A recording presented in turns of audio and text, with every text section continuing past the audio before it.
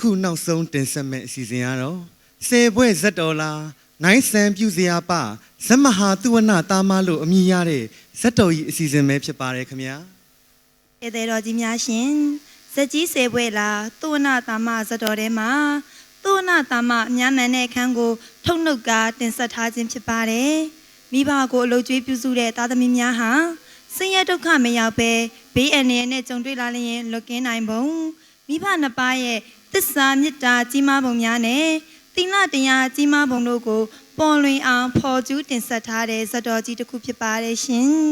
ပရိသတ်အလိုက်အများကြိုက်စေဖို့နိုင်ဆန်ပြုစရာပဇမဟာသောနာတာမလို့အမည်ပေးဖော်ကျူးထားတဲ့ဇတ်တော်ကြီးကို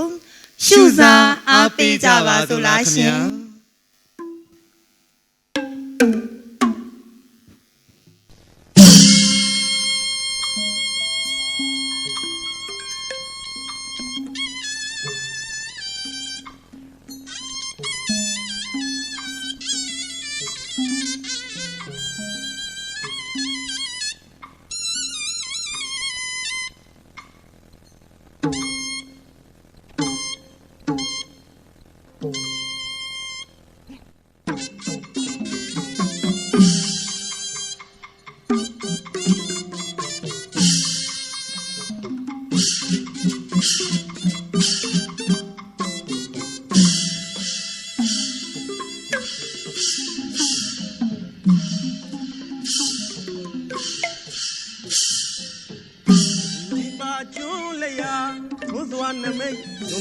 စိတ်ပြာသာသာသနာလေးသာလို့သာရေထားရလားကျိုးသာကြမှာစိတ်သာဟုတ်မနှောကွာသောဘုရားဟောကြားတရားဒေသနာဩဘာလျံဩဗနာညံပြောစရာမကြံသဘောမာညံဒိဋ္ဌမိတ်ကောင်းအောင်မြင်ကြောင်းအောင်ကြောင်းမြင်ငယ်လားအောင်ကြောင်းမြင်ငယ်လားဒီသာလည်းရှင်လာလည်းမမြင်မဟာရဲ့ဂုံတရင်မွေထုံွာ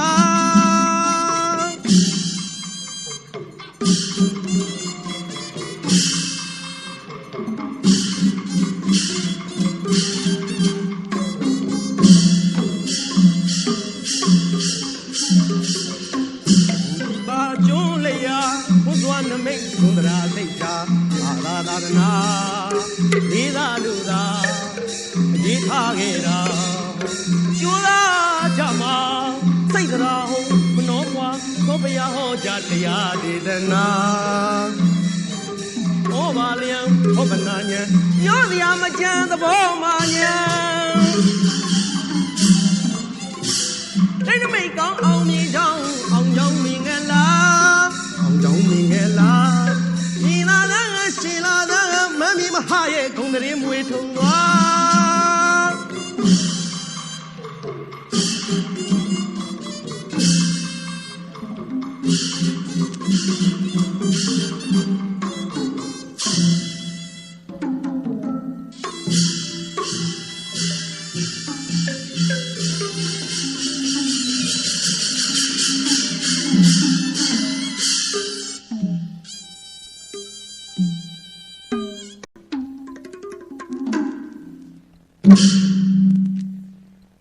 ထိကရမဟာကဘာနမိတ်ပြတာကရှိသမျှတလဝါဓမ္မစိတ်ရင်နဲ့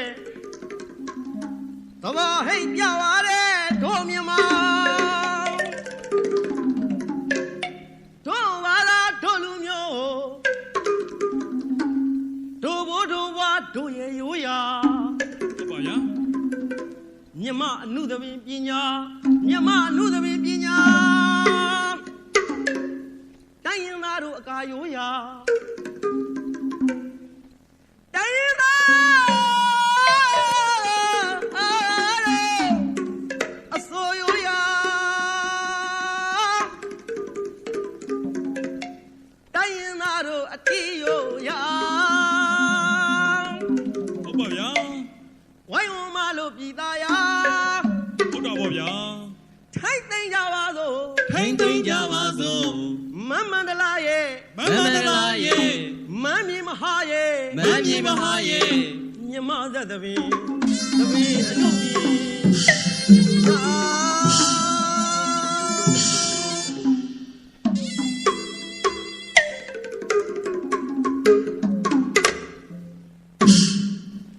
လူမျိုးနဲ့ဂီတနဲ့သပင်နဲ့ယဉ်ကျေးမှု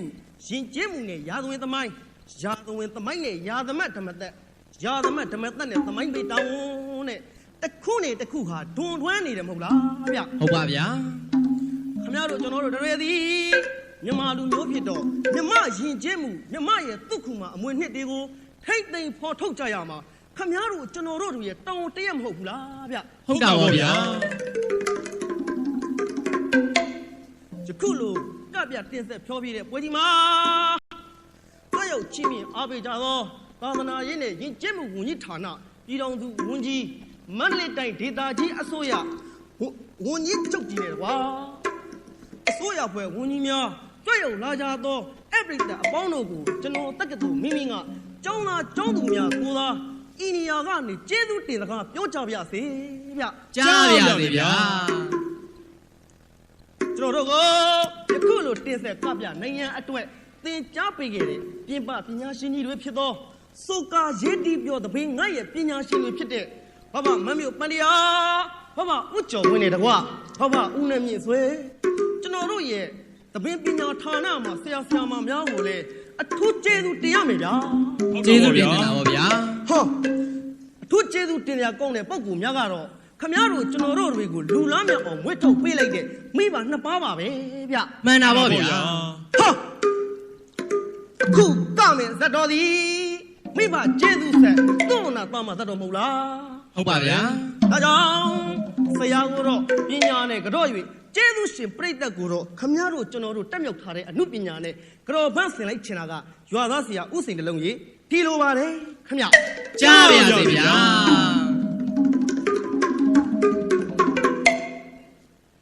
မြန်မာလူပညာကျွန်တော်တို့ရဲ့မြန်မာလူပညာခေတ္တခေသန်းအောင်ရှေ့ဆောင်ကလမ်းပြပါတဲ့ဟိုရှိခေတ်ကကျွန်တော်တို့ဆရာတွေငါမြန်မာလူပညာခေတ္တခေသန်းအောင်ရှေ့ဆောင်ကလမ်းပြပါတဲ့ဟိုရှိခေတ်ကကျွန်တော်တို့ဆရာတွေကဟန်ဆိုဟန်ဒီဟန်ကလေးဒီလုံးကြီးကအခြေခံကြတာကဟန်ဆိုဟန်ဒီဟန်ကလေးဒီလုံးကြီးကအခြေခံကြတာပညာရှင်သဘင်ပညာဒီထွင်ကဒီစောလာကဘာကိုပင်ရှင်နိုင်တာဘုန်းကြီးပွဲ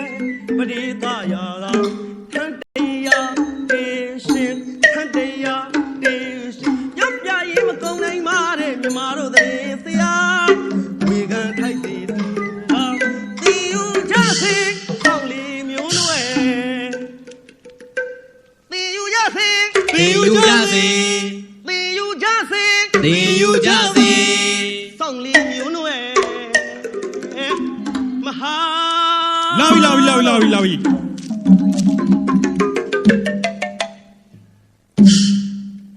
ရွာသားကြောင့်အုပ်ဆိုင်တစ်လုံးနဲ့မဟာဝိဇ္ဇာပထမနဲ့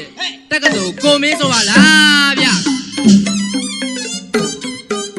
လာလိုက်တာမင်းသားရဲ့ လာလိုက်တာဗျာ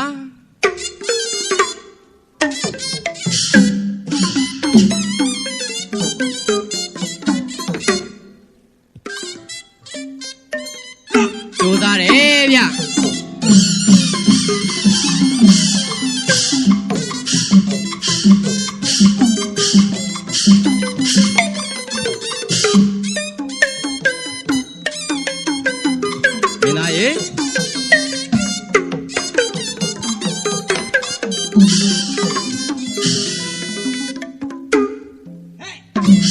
Hãy subscribe cho kênh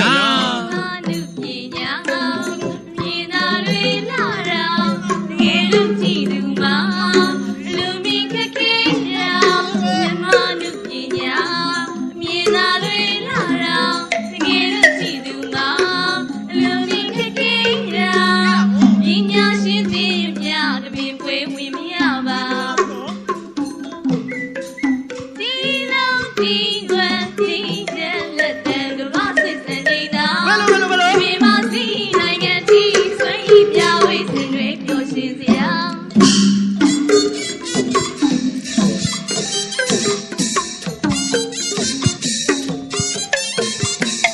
ကိုမင်းနဲ့ဗျ လာလိုက်တာမင်းသားရဲ့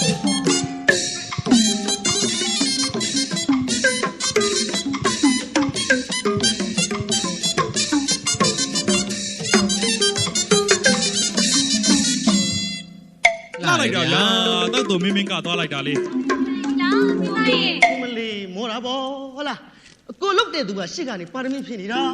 ဒင်းတို့လေးတွေနေနိုင်ရဗျာဟင်ဒါကြောင့်ဟာဒီကကိုယ့်ရဲ့ညီမလေးပါရမီဖြစ်နေအောင်ကိုကပွေခုံပဲချော့ခုံပဲထမ်းခုံပဲပါကွယ်ညီမလေးကိုချစ်တရားအောင်ဟာဒီကညီမလေးကိုချစ်တရားအောင်ဆွဲမြမောတရောင်လုံးဟာဒီကတင်ကြီးလေးနဲ့ဆိုရင်ကိုကတောင်းမှပါလို့ဒီမောင်ဖုံမဲလို့ဟာဒီကအဲ့တင်ကြီးဖြိုးလေးကကို့ကိုဘလို့ပါရမီဖြစ်မှာလဲဗျ ဟောဒီကကိုမင်းကကလို့မောနေပြီဆိုတော့ဒီကအိတ်တင်ကြီးကလေရောင်နောက်စရုံပါမြင်းထုံးမှုတဖွာမှမခွာနောက်သားကနေပြီဒီလိုလေးပါမြင်းဖြစ်လိုက်ခြင်းနဲ့ကိုမင်းရဲ့ ကြောက်ရစေလို့ ပိတ်မလေးနဲ့မေဘတ်တောင်စေဘဝစေ ပါရမီဖြစ်နေရတော့ ဟုတ်ပါဗျာ မြတ်တာမောင်ပြောင်းစာပွဲမကုန်နိုင်ဇာ ညီမကြီး ပိတ်မလေးနဲ့မေ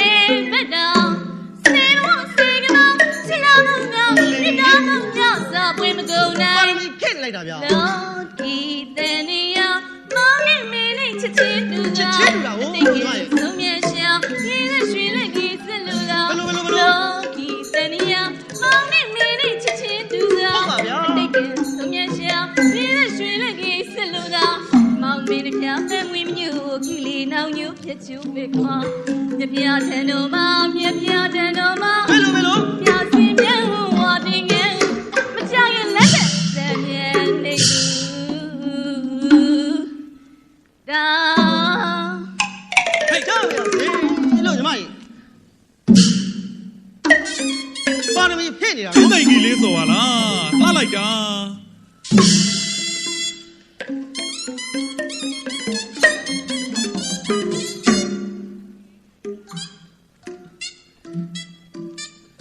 ဒါလေဦးမေ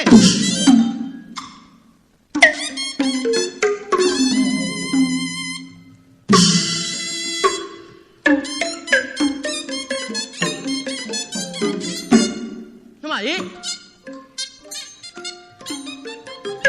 အောင်မလေးချစ်စရာကောင်းလိုက်တာလို့ စူးစားတယ်ဗျ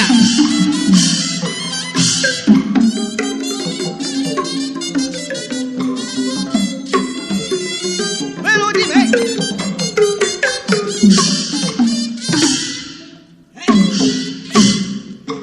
ယုံစရာ ကျုံရမှာကို မောင်ရဲ့ရွှေ မောင်ရဲ့ရွှေမြစ်တာကိုပါ ငါနမရဲ့ချူပါ တကယ်လားလို့အေး ယုံစရာမောင်ရဲ့ရွှေမြစ်တာ မောင်ရဲ့ရွှေမြစ်တာကိုဗျ နမရဲ့ချူပါ ဟုတ်ပါ မောင်ကြီးမိတ်ချီနူသစ္စာဤပြဖို့စလား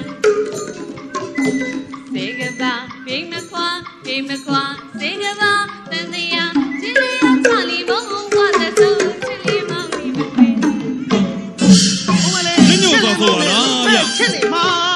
တဲ့ဗျာအေးဟာလာမလားမိုင် ကျောင်းဆင်းစွမ်းရင်ပြနေတယ်စလုတ်သားနဲ့ကျောင်းသူလေးညညွတ်တော်ဆိုပါလားဗျ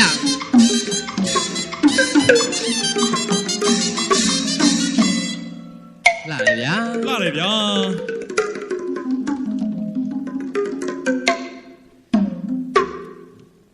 နောက်ပိုင်းဇလန်းဖြစ်တဲ့မိဘကျေးဇူးဆက်သူ့အနာတာမဇတ်တော်ကိုစပ်ဖို့ရံကလည်းကြံသေးတာကို ဟုတ်တာဗောဗျာ အဲကြောင့်သူ့အနာတာမမိဘကျေးဇူးဆက်ဇတ်တော်တဲ့ကမှညမှန်ခန့်ဆိုတဲ့နှစ်ပါးကန်းနောက်ပိုင်းဇတ်အားစက်ကြသို့ဗျ စက်ကြပါ ဆက် စို့ ကြောက် ဗျာ မယ်ဗျာ အတန်ခလေးရဲ့ရှင်းတယ်လို့ညနာနာနေညတန်းနဲ့မန်းတောင်ရိတ်ကိုရွှေမန်းရွှေမန်းရွှေ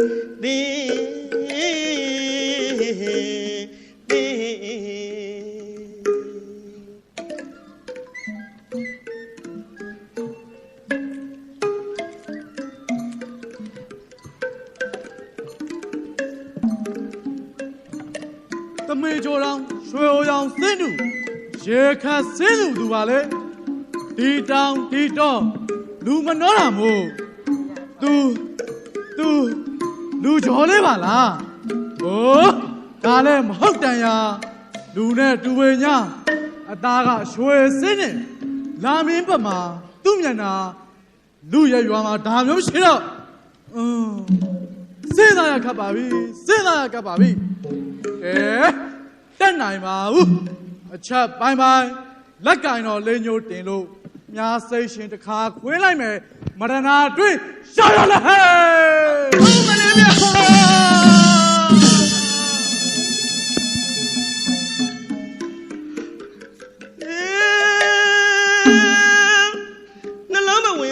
မိဝင်ဆွဲသလိုပါနှလုံးမဝင်တဲ့မိဝင်ဆွဲသလိုပါလဲမလို့မိုင်းအခက်ပြီးမထိန်နိုင်ဘူးအမလေးရရကြောက်ဘူး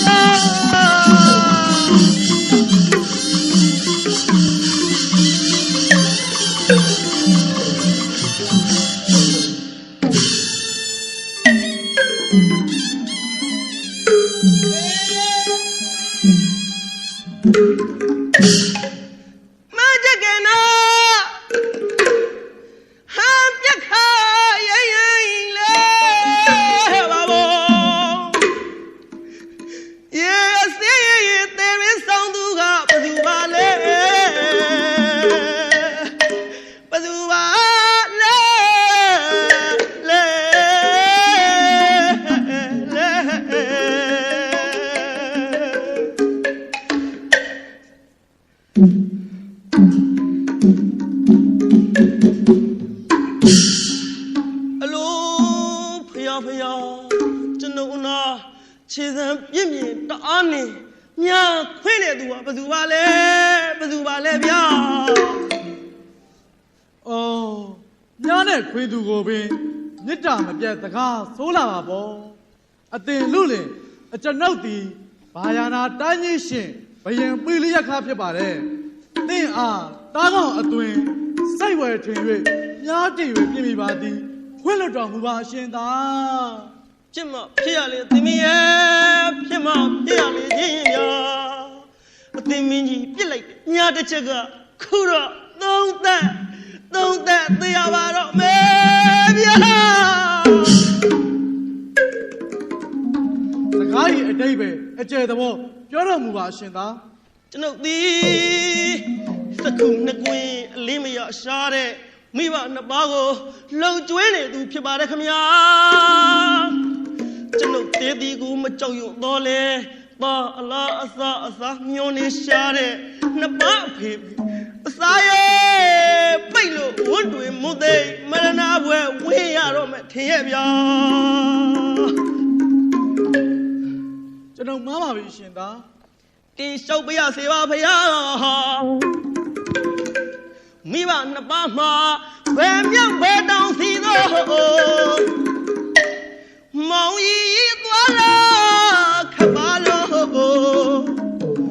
အစာပြက်ခါဆိုရင်မကင်းတော့လေအမလာသွားပါချက်ချင်းပူပြီးပါတော့ပြည့်ရှင်မဲ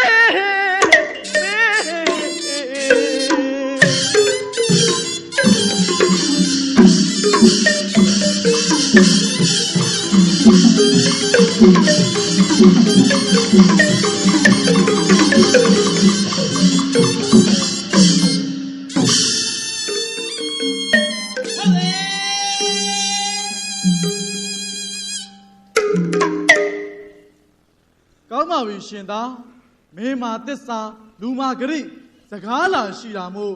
ယခုပင်ရေအိုးထမ်းကျောင်းသင်ငန်းသို့အရောက်သွားနှစ်ယောက်သားမျက်မမြင်အသက်ရှင်အောင်အလုတ်ကျွေးပြုစုပါမယ်ဗျာကောင်းပါပြီသင်မင်းကြီးကျွန်ုပ်လက်ညှိုးညွှန်ရာကျောင်းဝီဟာတို့နှစ်ပါးအဖေမင်းနဲ့အစားစာနဲ့တော့သုံးရေနောက်ဆုံးအနေနဲ့သားကတော့ကပို့လိုက်ပါတော့မယ်မေဖယား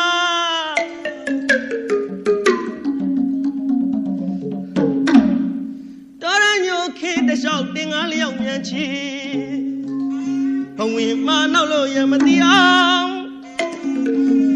ဘဝင်မနောက်လို့ရမသိအောင်ကံခေသူမိဘနှစ်ပါး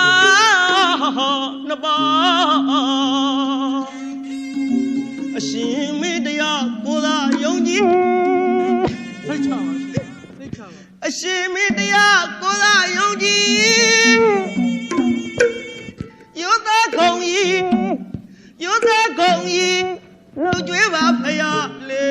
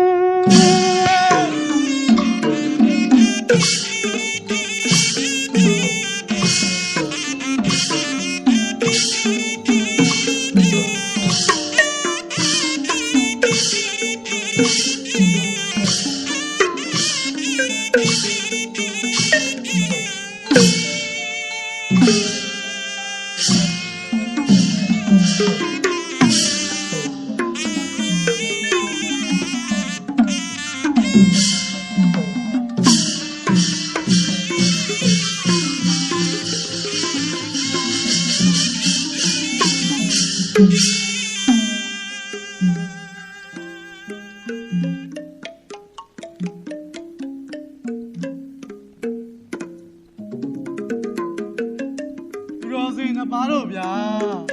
ဒါသူဝနာတာမလောင်းခန္ဓာပြောင်းဆံရာမိခတံပရာတို့ရောက်ပြီမို့မောင်တာမအားလက်နဲ့ကင်ဆန်းအလွမ်းဖြေတော်မူကြပါတော့သားရင်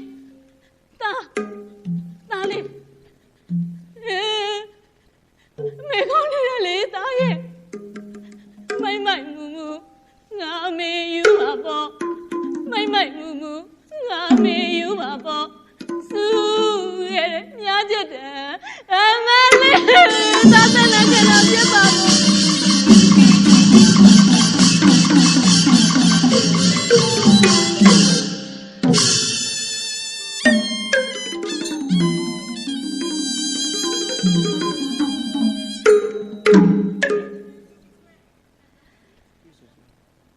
တွေးချွေးဆိုရွှဲသဲတောင်မြင်းနဲ့သားလေးလဲနေတာအမေလည်းနဲ့ဆမ်းမိပြီသားရဲ့ခုတော့အမေလည်းနဲ့ဆမ်းမိပြီပါရီကနှမစိတ်ကိုထိမ့်မှာကွယ်စိတ်ကိုထိမ့်မှာကွယ်ချစ်သားရင်နာရလေးမြင်နာမှမြားစိတ်တွေလူဘာလို့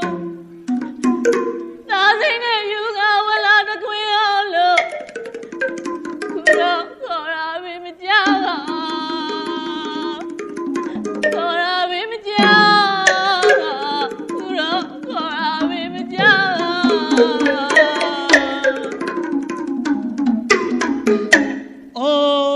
ပြုတ်သူအစ်ဖြစ်သူအဟောင်း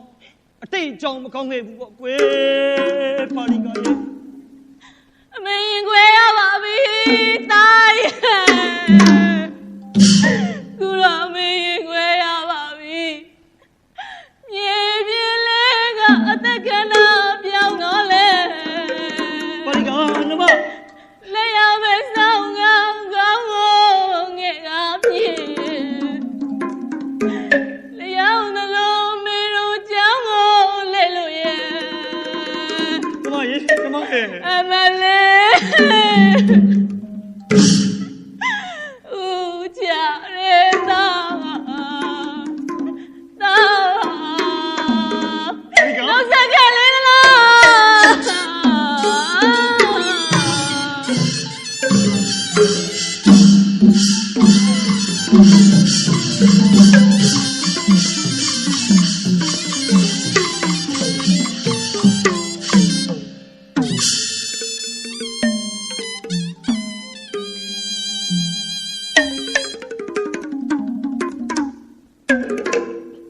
မဟာမ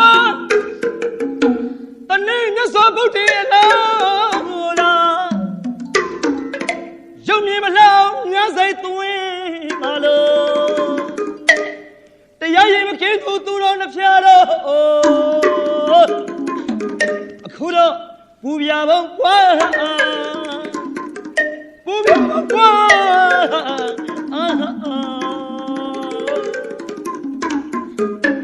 တော့မောင်သားမဘယ်ဘဝဘယ်ကမ်းချင်မဘယ်အဖြစ်ဆိုးနေတဲ့ကြုံရတာလို့သွားရဲ့ကြုံရတာလို့ကဲကြပါအောင်ဗျာတို့ဘယ်မှအကြောင်းသင်္ကန်းစီလို့ဘယ်ဘဝကျမမကောင်းအစေပြုတ်ပြီးပါလေ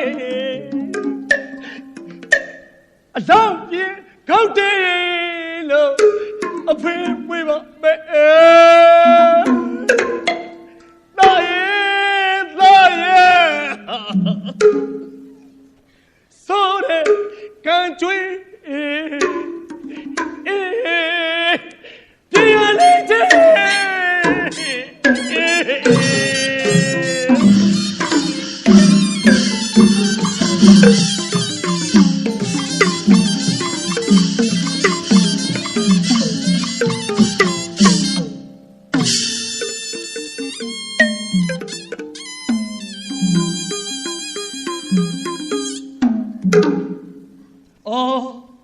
အသက်ငွေငွေဆန်းလို့တွေ့နေရတယ်ငါတို့ရဲ့သားလေးအိုးမှန်သောစကားမေတ္တာအမှုသစ္စာပြုလို့စိတ်ကူးကြပါစို့နှမရဲ့စိတ်ကူးကြပါစို့ကောင်းပါပြီသူတော်စင်ကြီးကျမပင်စတင်လို့သစ္စာပြုပါမယ်ကျမသားလူလာမောင်တာမသည်ကိုချင်းစေပါသီလတရားနေပြည့်စုံပါ၏ဤမဲ့နောသစ္စာစကားကြောင့် ရှင်ပါစေတည်းသားလေးအသက်ရှင်ပါစေတည်းငါသားတော်မသည်မိဘနှစ်ပါးကိုအလုံးကျွေးပြု၏ဤမေသောသစ္စာစကားကြောင့်သားလေးအသက်ရှင်ပါစေတည်းသားလေးအသက်ရှင်ပါစေတည်း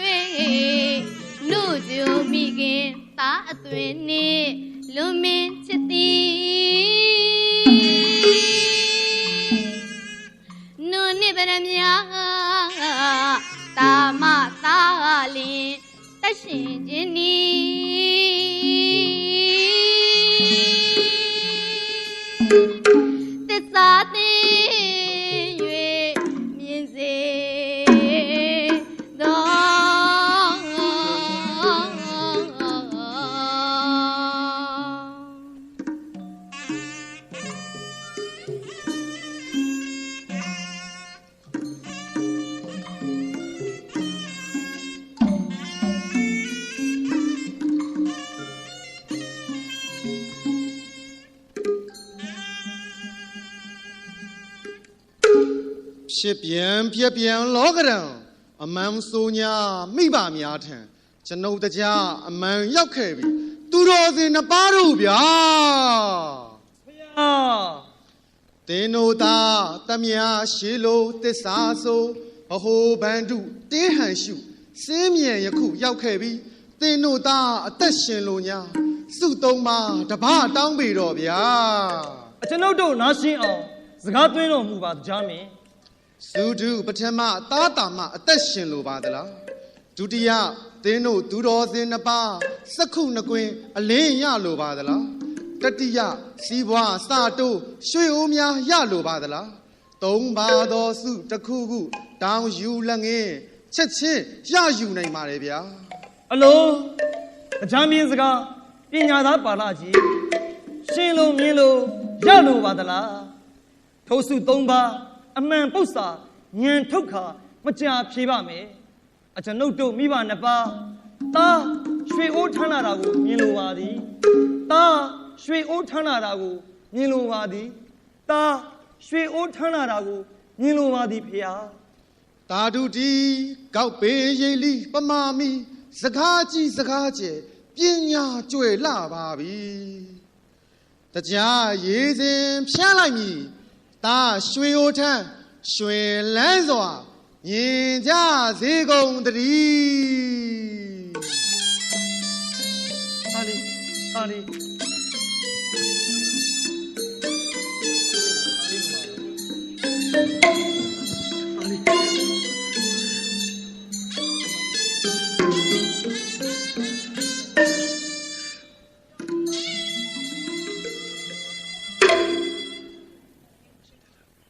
ဒီနေရာလေးမဲကျွန်တော်တို့ရဲ့မိဘကျေးဇူးဆက်သူ့အနာတမဇတ်တော်အားဏီကုန်းကပတ်အဆုံးတက်လိုက်ပါပြီခင်ဗျာ